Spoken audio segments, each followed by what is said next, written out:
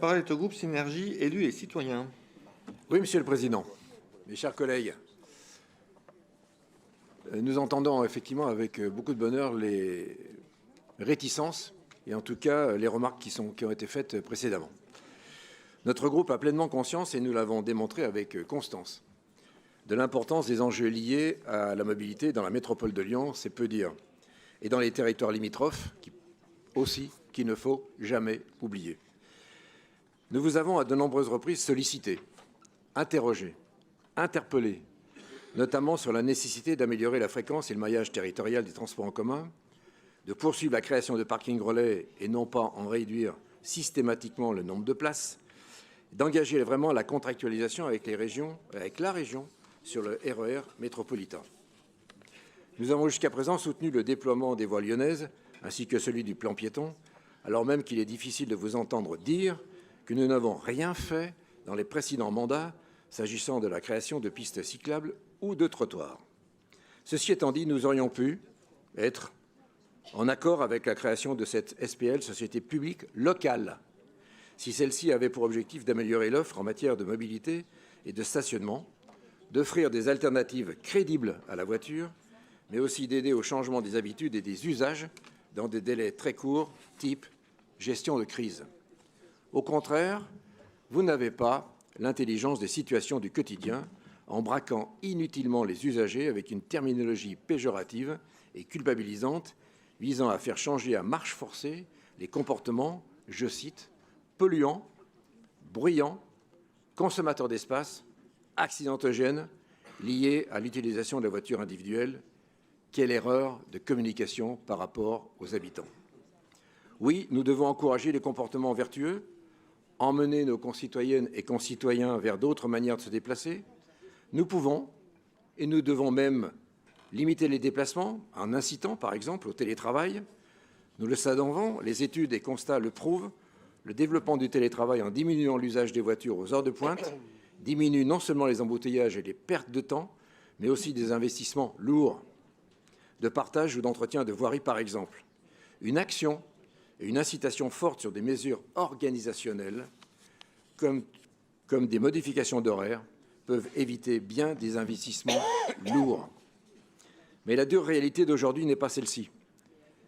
Nous ne devons pas oublier que nos concitoyennes et concitoyens qui utilisent leur voiture ne le peuvent pas et ne le font pas par choix, d'autant plus quand le litre d'essence coûte plus de 2 €, mais davantage par obligation, notamment pour rejoindre leur lieu de travail.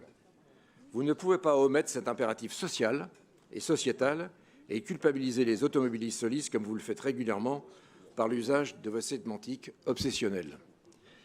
Oui, Monsieur le Président, en opposant dans vos discours les citoyens à l'écologie, vous braquez une partie de la population en manque d'alternatives pertinentes en matière de mobilité et ils n'en sont pas responsables.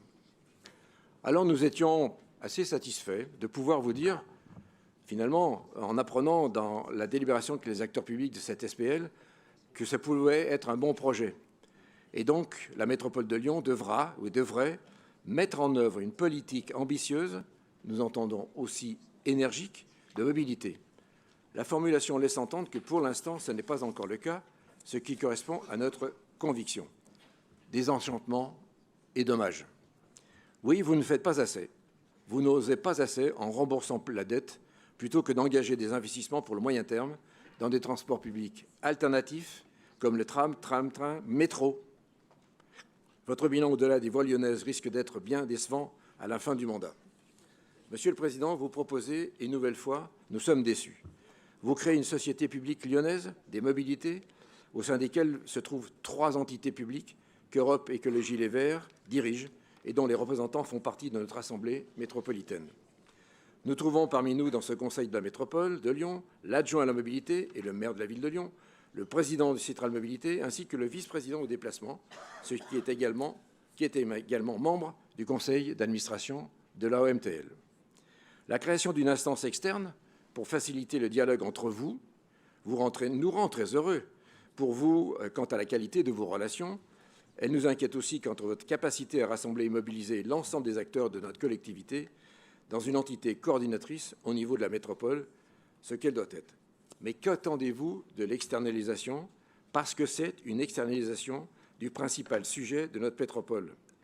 Et nous rejoignons ainsi les propos de Nathalie Perrin-Gilbert à l'instant. Principal sujet, les mobilités. Vous attendez quoi? De l'efficacité? Mais pourquoi la métropole de Lyon, le Citral, externalise l'efficacité? Depuis sa création, Synergie se bat, vous le savez, pour éviter que la métropole de Lyon, il en était de même pour la Courlie, ne soit au service que de la ville-centre. Et s'agissant de la Société publique lyonnaise des mobilités, le danger est dans sa dénomination même. La SPL est lyonnaise et regardera à partir du centre de la métropole et avec son prisme la mobilité de tout le territoire métropolitain, celle de tous les habitants de la métropole.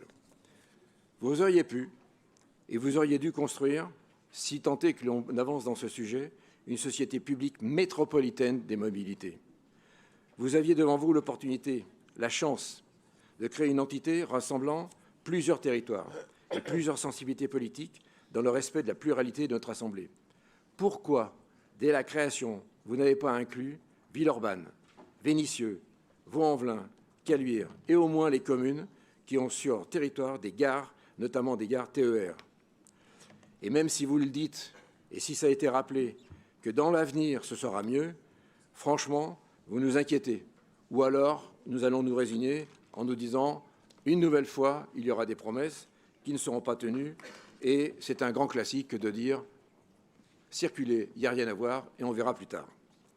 Au contraire, vous avez choisi de créer une société publique lyonnaise monochrome, en l'occurrence de couleur verte.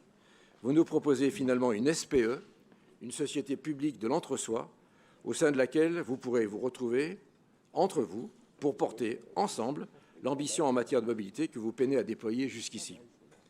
Parce que la constitution de cette SPL, si cette SPL est créée dans ces conditions, n'a pas pris la bonne destination, parce qu'elle n'est pas représentative de ce qu'est la métropole de Lyon, nous voterons contre la proposition de la présente délibération, alors que nous aurions pu apporter nos voix sur un projet revu, remanié, revisité, corrigé, à la création d'une société publique métropolitaine des mobilités.